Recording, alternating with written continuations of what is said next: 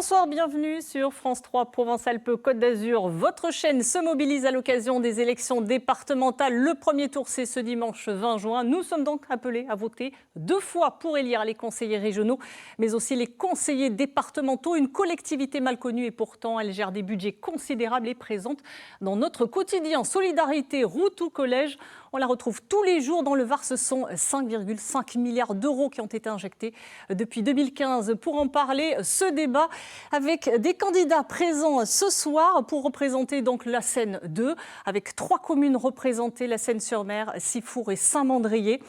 On revient à nos candidats présents ce soir. Nathalie Biquet, bonsoir.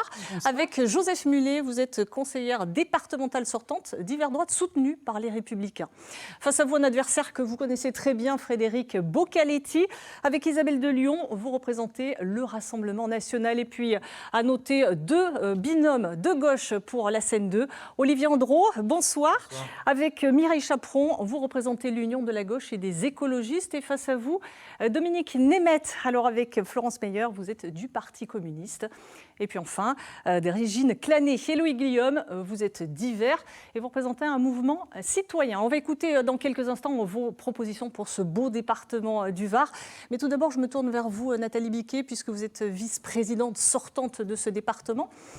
Cette année a été difficile, marquée par la crise. Est-ce que le département du Var a fait ce qu'il fallait pour soutenir les Varois en difficulté, les entreprises en difficulté ?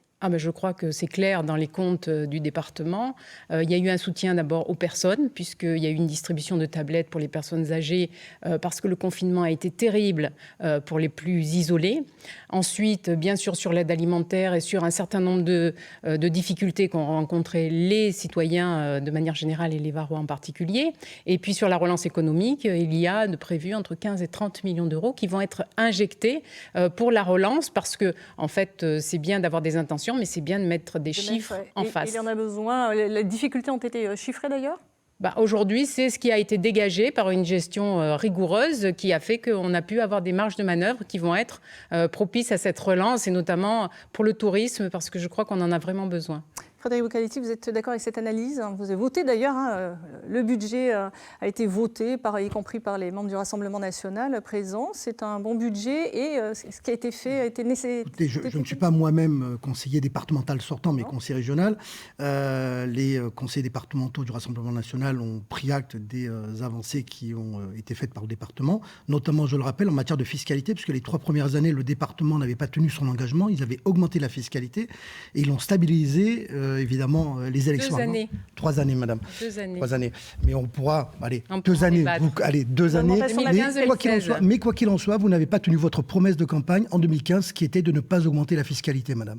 Voilà. Ça, c'est la première des choses. Les promesses de qui ? Parce que 2015, on prend une situation, donc il est difficile de faire face à une situation. De savoir, parce qu'en 2015, vous étiez la candidate des Républicains, et d'ailleurs, UMP, pardon, et vous ne le cachez pas d'ailleurs. Et voilà, je me permets, pour les électeurs. Voilà, ça c'est la profession de foi de Mme Biquet en 2015. Elle ne cachait pas qu'elle était UMP. Aujourd'hui, tout cela a disparu et il n'y a plus aucun logo de parti politique. Alors on peut en parler, si vous m'attaquez. Oui, mais je vais en parler. Oui, simplement, Mme Biquet fait partie aussi de la liste qui est portée par Renaud Muselier. Vous le savez, toutes les compromissions qui ont été faites par ce monsieur pour les élections régionales. Mais monsieur, j'ai une question, je réponds. Je reviens au départemental. En réalité, vous savez, monsieur, quand vous faites une alliance avec le parti du gouvernement aux élections régionales, c'est le cas Mme Biquet, puisqu'elle est candidate sur la liste de monsieur Muselier, c'est aussi le cas... Là, vous me parlez du gouvernement et de la région, vous êtes hors sujet. Non. Et on a 24 minutes, moi j'aimerais bien qu'on aille sur le fond. Si je peux finir juste de m'exprimer, on le voit entre les départementales et les régionales aujourd'hui. Je sais que la démocratie vous dérange et la liberté d'expression aussi, mais laissez-moi m'exprimer. Je dis simplement que les compromissions de Mme Biquet au niveau des élections régionales, tout comme de son premier adjoint, sont les mêmes aux élections départementales. Elle est en réalité la candidate DLR, pour vous, départemental régional, alors ça va être compliqué pour les téléspectateurs, déjà c'est difficile de faire... Je dis simplement que Mme Biquet avance masquée, et simplement, je dis la vérité, Mme Biquet est la candidate des Républicains et du gouvernement. D'accord. Aujourd'hui, puisque je suis attaquée sur la profession de foi, je suis soutenue également par l'UDI, les centristes, et je suis plus largement soutenue par la majorité départementale et la majorité municipale. Pour ce qui est des régionales, en revanche, je suis sur une liste, effectivement, une liste d'ouverture avec des gens qui ont travaillé. Et comme ça ne vous a pas échappé, de certaines mises en point ont été faites. Ce n'est pas à moi de les justifier aujourd'hui. Olivier Andro, on va revenir aussi sur la gauche, puisqu'on en a parlé de politique, de ces enjeux. 2 binômes de gauche dans cette élection départementale où on le voit, élection après élection, la droite gagne du terrain. Est-ce que c'est pas malheureux ? 2 binômes de gauche, mais 2 binômes de droite, d'extrême droite, de droite extrême. Finalement, c'est plutôt un débat équilibré. Et puis au milieu, eh bien, nous avons aussi une candidature citoyenne. Donc je dirais que c'est plus un débat équilibré qu'autre chose.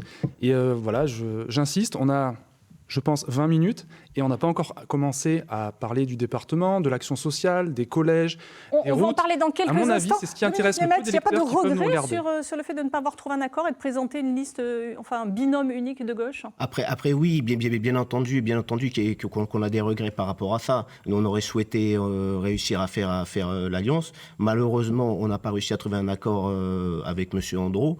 Et donc, il y a eu un moment donné où on a été obligés, nous, de prendre nos responsabilités, de partir seuls, puisque tout accord était impossible, et parce qu'il souhaitait nous proposer une 4e place qui n'était pas acceptable pour nous.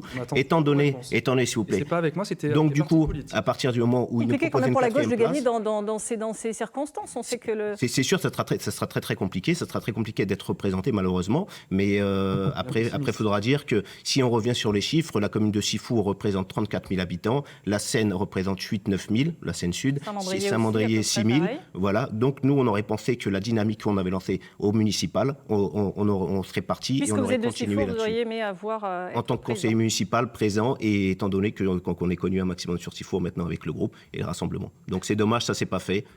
On verra par la suite, on comptera les points. Régine Clanet, au milieu de toutes ces discussions politiques, vous voulez proposer autre chose? Oui, moi je me présente en tant que finalement, ma liste se présente comme la liste des citoyens. Alors d'abord, je voudrais dire que nous sommes sans conflit d'intérêts.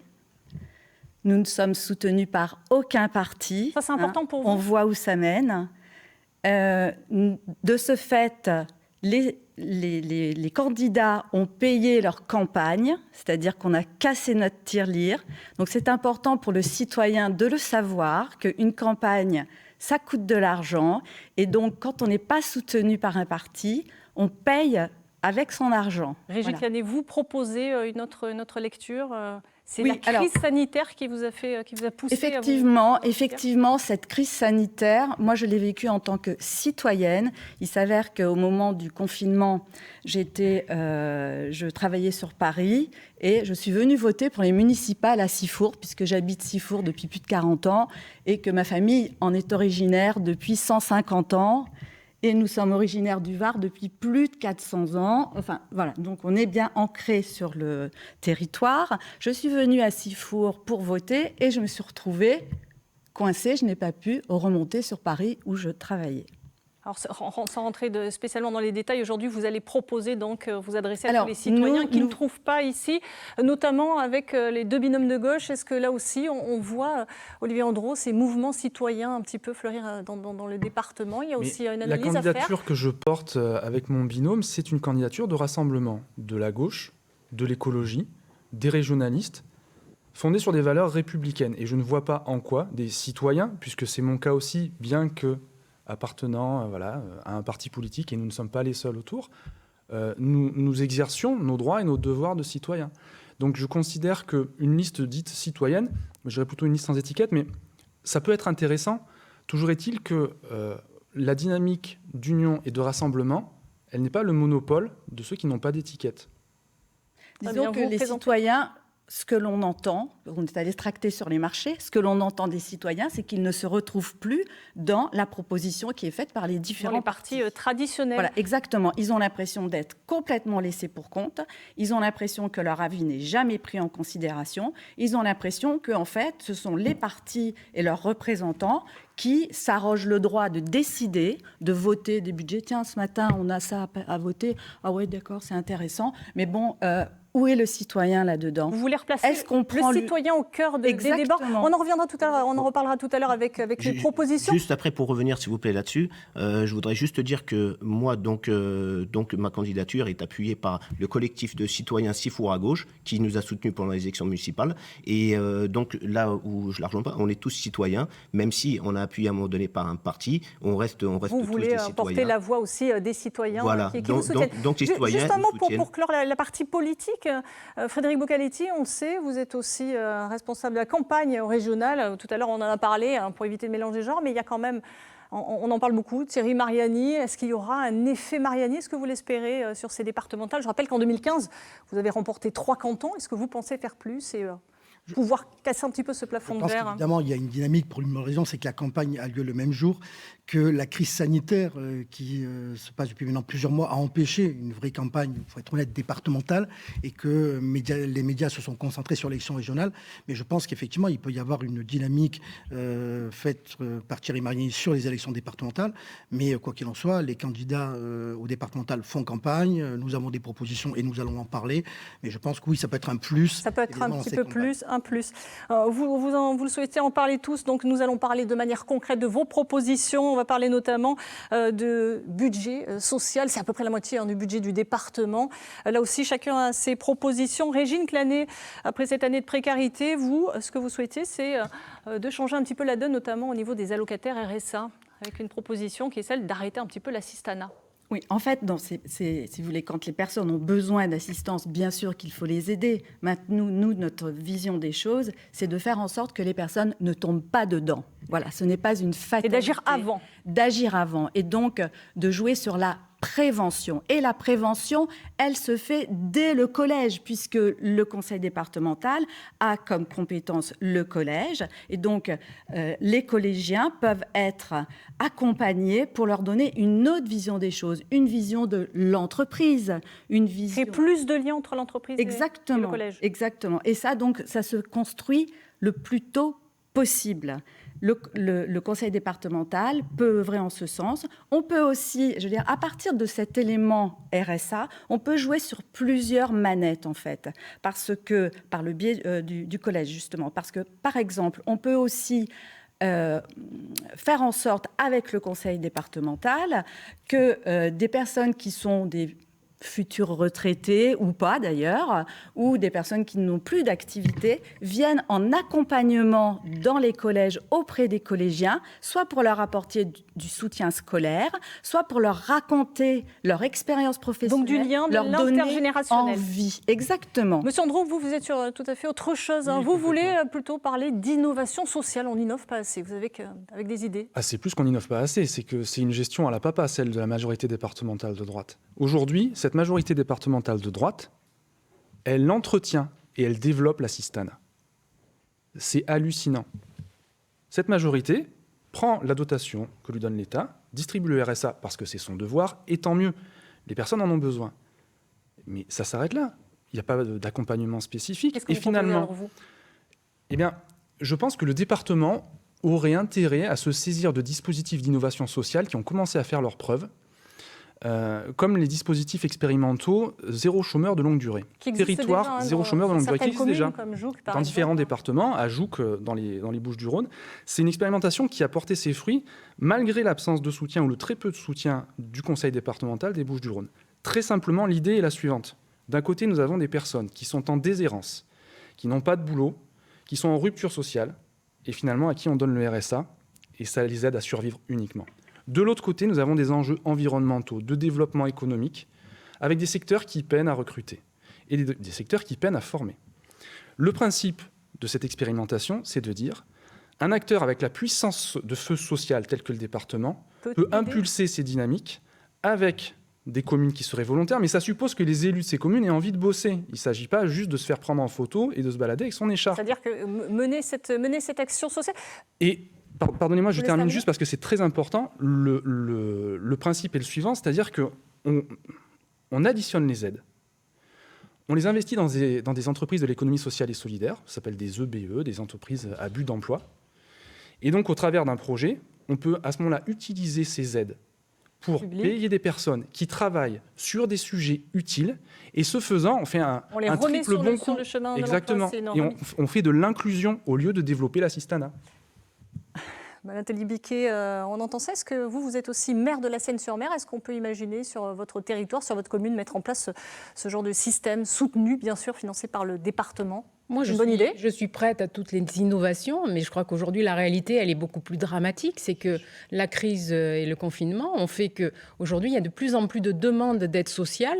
Le RSA est une vraie manne pour certaines personnes. Alors, effectivement, il faut un accompagnement avant de tomber dans cette précarité. Mais la réalité, c'est qu'aujourd'hui, on doit faire face. Et c'est une des difficultés du département, c'est qu'il y a de plus en plus de demandes. On s'est rendu compte que même au niveau du handicap, on a plus de demandes parce que les gens sont en train de chercher toutes les aides qu'ils pourraient avoir avec de l'argent public. Et on a aussi le phénomène du vieillissement de la population, c'est-à-dire que l'allocation pour les personnes âgées, c'est une réalité. Le maintien à domicile, c'est votre priorité, vous? Le maintien à domicile, ça fait partie des options qui sont pour moi fondamentales, c'est-à-dire qu'il faut proposer un projet de vie pour que les gens qui arrêtent de travailler et qui ont des besoins pour faire du sport, pour faire de la culture, etc., qui sont en bonne forme, puissent trouver des formules pour intégrer des maisons et des manières de vivre qui soient moins onéreuses pour elles, mais qui, dans le temps, vont les accompagner à vivre bien, à vivre accompagnés, avant de tomber dans les structures médicalisées. C'est un engagement qui est fort parce que nous n'aurons pas à l'avenir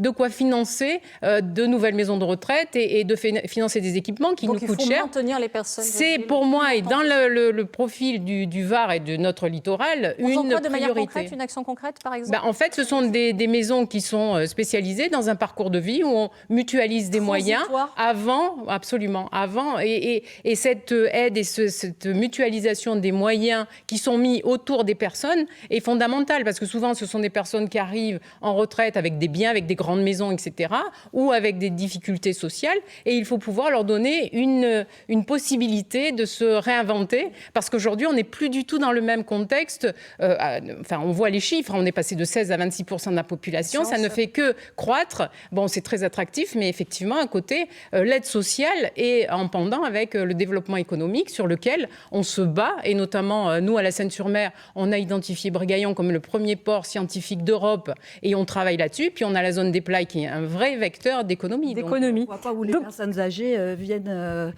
faire au port de Brégaillon ou sur la zone des Plailles. Parallèlement, madame, j'entends bien. Je pense qu'à un moment, il faut développer l'économie parce que autrement on ne peut pas développer. Ce que je veux dire, c'est que ça ne peut pas être basé que sur les retraités. Sur des pôles de compétences.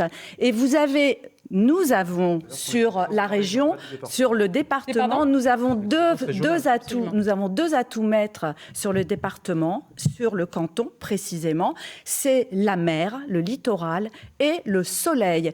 Et il faut faire un effort. Il faut faire quelque chose au niveau du tourisme et notamment pour essayer de créer de l'emploi. Madame Cagnon, on va aussi donner un petit peu la parole à Dominique Nemeth. J'aimerais bien revenir sur le RSA parce que pour marquer un petit peu votre différence.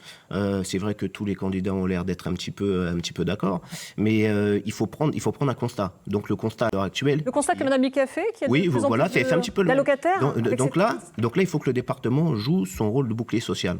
Quand on regarde les chiffres, un jeune sur 5 vit sous le seuil de pauvreté. Le chômage des moins de 25 ans explose. Un étudiant sur 2 est contraint de se salarier. Donc si on fait rien pour eux, s'ils n'ont pas d'aide ou d'accompagnement, ils se retrouvent sans rien. Si les familles ne peuvent pas aider, ils se retrouvent sans rien. Donc nous, ce qu'on propose, c'est d'ouvrir l'accès au RSA aux moins de 25 ans. Au moins de 25 ans on ouvrirait, mais ce n'est pas distribué pour distribuer. Ça sera soumis à un projet. Ça permettra de passer le permis, de se former, d'avoir quelque chose qui va sur derrière. Donc on parlait de prévention. De la prévention, il en faut. En amont, vous avez parlé de prévention au collège. Il faut de la prévention, ça c'est sûr. Mais là tout de suite, qu'est-ce qu'on fait pour ces jeunes-là? Si on ne fait rien, on les laisse dans la même situation qu'ils étaient actuellement. Donc il faut subventionner davantage. Il faut subventionner davantage et à condition. Mais après, ce n'est pas donné. Et il faut savoir que plus tôt on leur donnera, plus tôt on les aidera et plus tôt on arrêtera de leur verser le RSA. Donner pour mieux recevoir. Vous êtes d'accord avec ce qui est proposé là, territoire zéro chômeur Oui, réduire l'assistanat. Vous avez d'autres propositions fortes? C'est des grands mots. La réalité, c'est qu'aujourd'hui, si malheureusement le RSA est autant demandé, c'est parce qu'on manque d'emploi, très clairement. Donc là, toutes les collectivités doivent en prendre part, mais malheureusement, ce n'est pas non plus une prérogative du département, mais plutôt, on va dire, de la région.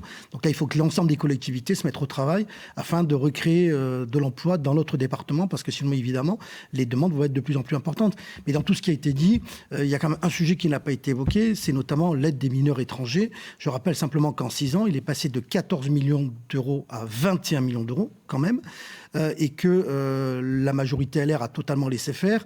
Je rappelle un élément. Je rappelle un élément. La loi dit que le département est là pour aider. Oui, mais si je pouvais terminer, je n'ai pas pu terminer une seule phrase depuis le début du débat, s'il vous plaît. Parler, donc, je dis simplement que le dernier rapport du Sénat indique que 60% des soi-disant mineurs étrangers ne sont pas mineurs. En réalité, là, le département est responsable. Rapport du Sénat, monsieur. Excusez-moi, monsieur, arrêtez de m'interrompre, je ne vous ai pas interrompu une seule fois. Le rapport du Sénat, qui n'est pas, je vous le rappelle, à majorité RN, mais plutôt LR, le mouvement qui soutient Mme Biquet, 60% des mineurs, entre guillemets, étrangers, ne sont pas mineurs. Le département mène... Le département... Vous avez été attaqué par une centaine d'avocats qui défendent les mineurs. C'est insupportable de faire un débat avec des gens qui se disent des démocrates et des républicains qui ont la parole de manière concrète, qu'est-ce que vous proposez? Eh bien, un contrôle, puisque je rappelle que ça permettrait de faire 12,6 millions d'euros d'économies et ça permettrait de répartir ces un peu plus de 12 millions d'euros, notamment sur la culture, sur la jeunesse avec les collèges et aussi pour nos anciens. D'accord, sachant que le département, après le budget, avait un excédent d'une centaine de millions d'euros, donc il y a de l'argent, il ne manque pas d'argent pour aider. Eh ben donc il faut poser la question à Mme Biquet, pour quelle raison on n'aide pas plus les collèges? Pour vous, c'est votre priorité, lutter contre... Ça fait partie d'une des priorités, oui, parce que ça fait partie... On parle beau. Là, ce qu'on a pointé tout à l'heure, c'était l'assistanat, les assistés. Ça me dérange un peu le terme, parce que le problème, c'est que... Parce qu'en fait, en termes de cumul des mandats, qui sont les plus beaux assistés autour de cette table? Oh bah attendez, là on va se faire plaisir. Avoir un mandat électoral, c'est pas être conseiller régional, conseiller municipal, conseiller métropolitain, ça c'est pour vous. Vice-président du département, vice-président de la métropole, maire de la section. C'est vous qui avez attaqué les assistés. En termes de cumul et de cumul d'indemnité, les assistés, monsieur, à droite et à l'extrême droite autour de cette table. Non mais c'est vous qui parlez des assistés, monsieur. Nathalie Biquet, juste vous parlez des assistés pour une bonne et simple raison. Parce que les assistés, vous pointez systématiquement les Français. Moi, je parle de ceux qui ne sont pas français et qui ne sont pas en situation régulière sur notre territoire et qui viennent profiter des deniers de notre département. On a bien entendu votre message. Le temps avance. Je vous propose d'évoquer notre problématique importante, celle des collèges. Ça touche toutes les familles. Là aussi, vous avez des propositions. Nathalie Biquet, pour vous, il s'agit de développer des modes doux autour de ces collèges, parce que des collèges ont été construits, certains sont réhabilités. Pour vous, ce sont des financements absolument très importants dans les finances du département. Des opérations de réhabilitation sont en cours régulièrement. 400 000 € vont être engagés pour le collège Curie. Nous allons mettre en chantier le collège Font-de-Filleul à Sifour. Nous avons eu la chance de participer à la réhabilitation du collège L'Herminier avec le déplacement des élèves à ça, c'est fait. Vous voulez maintenant avancer? Ça, c'est fait. Non, pas tous. Font-de-Filleul va commencer. Et c'est vrai que la question aujourd'hui, c'est les abords autour des collèges. Donc, ce qui est important aujourd'hui, c'est de connecter les nouveaux modes de consommation, je dirais, de notre territoire avec les jeunes pour leur donner l'occasion. Et le collège L'Herminier a fait cette expérience il y a quelques jours de faire 0 voiture dans le parking. Et tous les jeunes avaient un parcours sécurisé pour venir jusqu'à leur établissement. Je pense que c'est un bon message parce que cette formation à la conscience de notre planète et de l'environnement, ça commence dès le plus jeune âge. Et c'est vrai ça commence tôt. Et les collégiens sont très sensibles à ça. Dominique Nemeth, vous, la priorité, ce serait, si j'ai bien compris, les infrastructures sportives. Ouvrir en tout cas. Alors ça serait une des idées, donc ouvrir les infrastructures sportives, donc pour éviter qu'il reste le week-end sans personne, pour que les enfants, pour que les jeunes puissent réussir à s'occuper. Donc avec par exemple le gardien qui viendrait les aider, leur ouvrir le stade, leur donner les ballons, voilà, pour qu'ils puissent un petit peu se divertir. Mais ça c'est pas la principale priorité. Voilà, moi je voudrais revenir ce que nous on aimerait proposer pour lutter contre la précarité dans les collèges, puisque la précarité, c'est vrai que c'est un chiffre. Donc le taux de pauvreté, on l'estime à 15,6% d'après l'INSEE. Ce qu'on voudrait faire et réussir à faire, au moins pousser, c'est la restauration gratuite. La restauration gratuite dans les cantines.